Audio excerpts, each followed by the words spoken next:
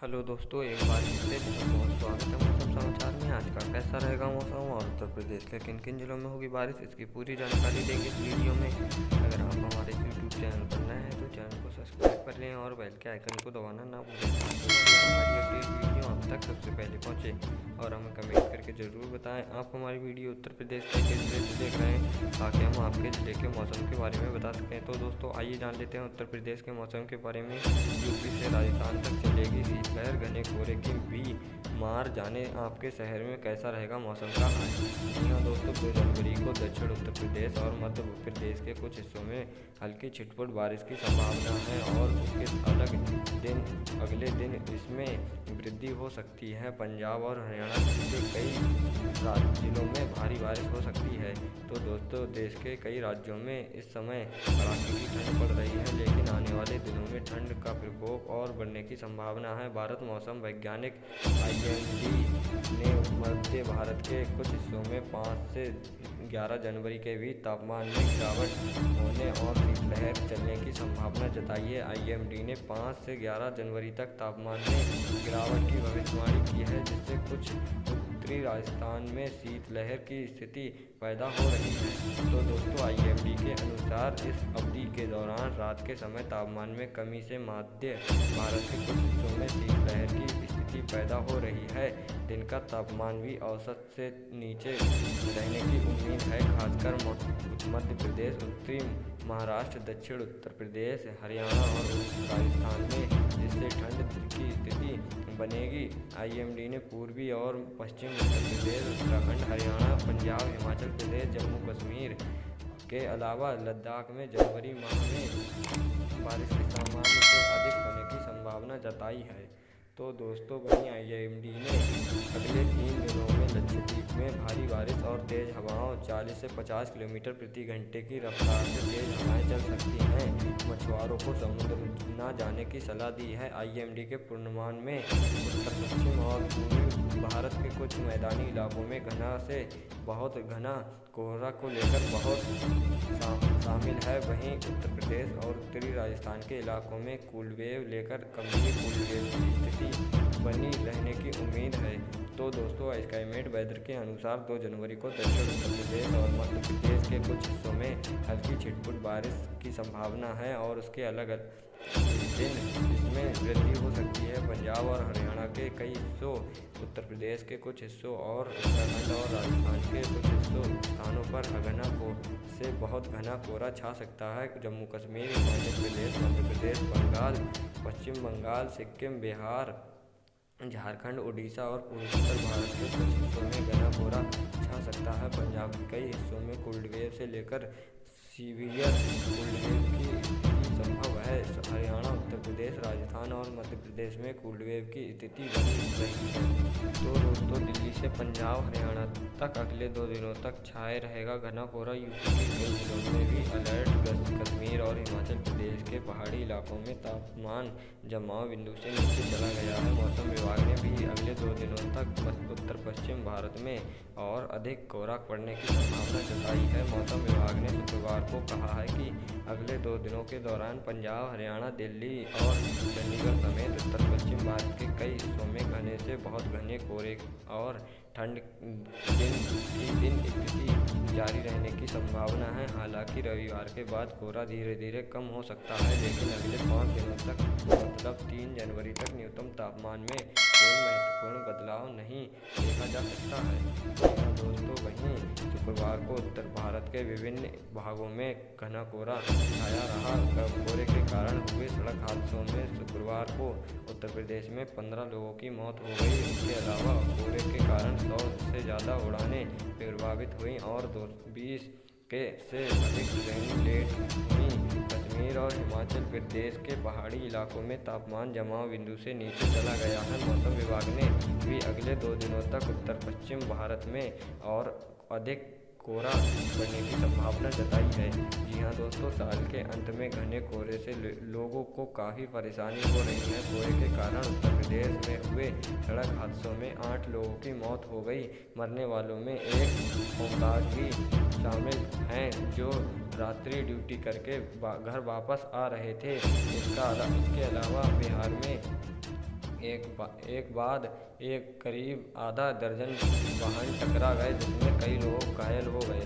तो दोस्तों, मौसम विभाग के अनुसार शनिवार की सुबह रात में प्रदेश के कई जिलों में बहुत घना कोहरा छाया रहने का रेड अलर्ट जारी किया गया है। वहीं उत्तराखंड के 3 पर्वतीय जिलों में अगले 2 दिनों तक हल्की बारिश और 3000 मीटर से अधिक ऊंचाई वाले इलाकों में बर्फबारी का अनुमान है। आंचलिक मौसम वैज्ञानिक केंद्र से जारी बुलेटिन के अनुसार वाराणसी, जौनपुर, गाजीपुर, आजमगढ़, मऊ, बलिया, सीतापुर, हरदोई, फर्रुखाबाद, कन्नौज, लखनऊ, बाराबंकी, अमेठी, सुल्तानपुर, अयोध्या, अम्बेडकर नगर, गाजियाबाद, हापुड़, गौतमबुद्ध नगर, बुलंदशहर, अलीगढ़, मथुरा, हाथरस, कासगंज, एटा, आगरा, फिरोजाबाद, मैनपुरी, शाहजहांपुर, बदायूं और आसपास के इलाकों में बहुत घना कोहरा छाए रहने के आसार हैं।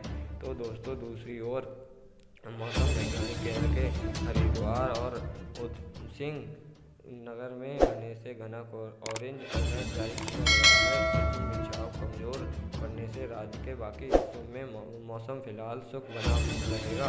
देहरादून स्थित मौसम वैज्ञानिक केंद्र के वैज्ञानिक रोहित थपलिया ने बताया कि उत्तरी काशी, चमोली और पिथौरागढ़ जिले में कुछ स्थानों पर शनिवार और रविवार को हल्की बारिश की संभावना है। वहीं इन जिलों के ऊंचाई वाले स्थानों पर बर्फबारी के आसार हैं। मौसम वैज्ञानिक केंद्र के मुताबिक कल तक जो पश्चिम विक्षोभ बन रहा था वह कमजोर पड़ गया है। ऐसे में भी राज्य के बाकी हिस्सों में मौसम शुष्क रहेगा। तो दोस्तों, IMD के अनुसार जम्मू कश्मीर, पंजाब, हरियाणा, उत्तर प्रदेश और राजस्थान के कुछ हिस्सों में घना कोहरा छाया रहेगा। उत्तर प्रदेश के 31 जिलों में सप्ताह में घना कोहरा छाए रहने की चेतावनी जारी की गई है और श्रीनगर में वाहन चालकों के लिए सलाह जारी की गई है। श्रीनगर में अधिकारियों ने कहा कि कोहरे के इस समय सबसे खराब IMD के अनुसार पंजाब, हरियाणा, चंडीगढ़, उत्तर प्रदेश, उत्तरी राजस्थान और बिहार के कुछ हिस्सों में शुक्रवार रात से रविवार सुबह तक घने से बहुत घना कोहरा छाए रहने का अनुमान है। कश्मीर में तापमान में काफ़ी गिरावट आई है, जहां चिल्लई कला के चलते कड़ाके की ठंड पड़ रही है। श्रीनगर में न्यूनतम तापमान 0 से 3.3 डिग्री सेल्सियस नीचे दर्ज किया गया है। श्रीनगर शहर और इसके आसपास के इलाकों में दृश्यता 50 से 60 मीटर से कम थी। तो दोस्तों, दक्षिण कश्मीर और अनंतनाग जिले के पहलगाम में न्यूनतम तापमान 5.4, गुलमर्ग में 2.5, गाजीपुर में 4.2, कुपवाड़ा में 4 और कोकेनानाग शहर में 2.6 डिग्री सेल्सियस नीचे दर्ज किया गया है। वहीं दूसरी ओर हिमाचल प्रदेश में शामिल और आसपास के इलाकों में शाम को आसमान में आंशिक रूप से बादल छाए रहे, जबकि निचली पहाड़ियों में कुछ स्थानों पर माध्यम से घने स्तर पर कोहरा दर्ज किया गया। निचली पहाड़ियों में कड़ाके की ठंड जारी है और पारा जमाव बिंदु से आसपास रहा। उत्तर में न्यूनतम तापमान 0 डिग्री सेल्सियस, मंडी में 1.1 डिग्री सेल्सियस, सुंदरनगर में 1.2 डिग्री सेल्सियस और उन्नाव व नारागढ़ में 2 डिग्री सेल्सियस दर्ज किया गया है। मौसम विभाग ने सलाह दी है कि घर से निकलते वक्त अपने चेहरे को ढककर निकलें। वाहन चालकों के लिए फॉग लाइट जलाकर रखें और गाड़ी तेज ना चलाएं। अगर ट्रेन या विमान से कहीं जाने की योजना है तो घर से निकलने से पहले पूछताछ अवश्य कर लें। तो दोस्तों, मौसम विभाग के अनुसार शुक्रवार को दिल्ली में कोहरे की समस्या बीते दिनों के मुकाबले कम रही। बीते 3 दिनों से जहां कोहरे से चलते दृश्यता सुन रही है, तो वहीं शुक्रवार सुबह दृश्यता लगभग 150 मीटर दर्ज की गई। 3 दिन बाद दिल्ली एयरपोर्ट से किसी विमान को डाइवर्ट नहीं करना पड़ा, लेकिन इसके बावजूद कोहरे के चलते 100 से ज़्यादा विमानों ने दिल्ली एयरपोर्ट से देरी से उड़ान भरी।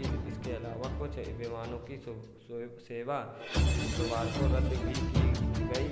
एयरलाइंस ने यात्रियों के लिए एयरपोर्ट आने से पूर्व वेबसाइट पर विमान के बारे में जानकारी लेने की सलाह दी है। इसी तरह बिहार के दरभंगा एयरपोर्ट से 2 उड़ानें रद्द की गईं, जिससे यात्रियों को काफ़ी परेशानी हुई। दोनों उड़ान नई दिल्ली और मुंबई के लिए जाने वाली थीं। पिछले कुछ दिनों से दिल्ली हाईवे अड्डे पर उड़ान संचालन में जारी व्यवधान के बीच नागरिक उड़ान मंत्री सिद्धे ने कहा कि मंत्रालय हाईवे अड्डों और एयरलाइंस के साथ समाव करने के मुद्दे में निपटने को कदम उठा रहा है। सिद्धे ने कहा कि कोहरा एक स्थायी मसला है और इस साल कोहरे के घटनाओं के मामले में स्थिति थोड़ी अभूतपूर्व रही है।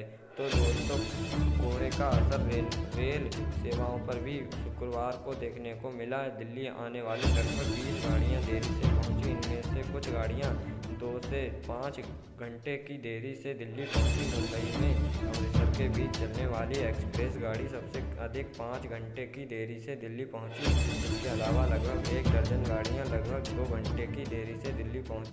रेलवे ने इनमें से अधिकांश गाड़ियों को समय पर वापस भेजने का प्रयास किया। तो दोस्तों, मौसम से जुड़ी जानकारी लेने के लिए हमारे यूट्यूब चैनल को सब्सक्राइब कर दें और बेल के आइकन को दबाना ना भूलें, ताकि हमारी आने वाली अपडेट वीडियो आप तक सबसे पहले पहुंचे। और हमें कमेंट करके ज़रूर बताएं आप हमारी वीडियो उत्तर प्रदेश के किस ज़िले से देख रहे हैं, ताकि हम आपके ज़िले के मौसम के बारे में बता सकें।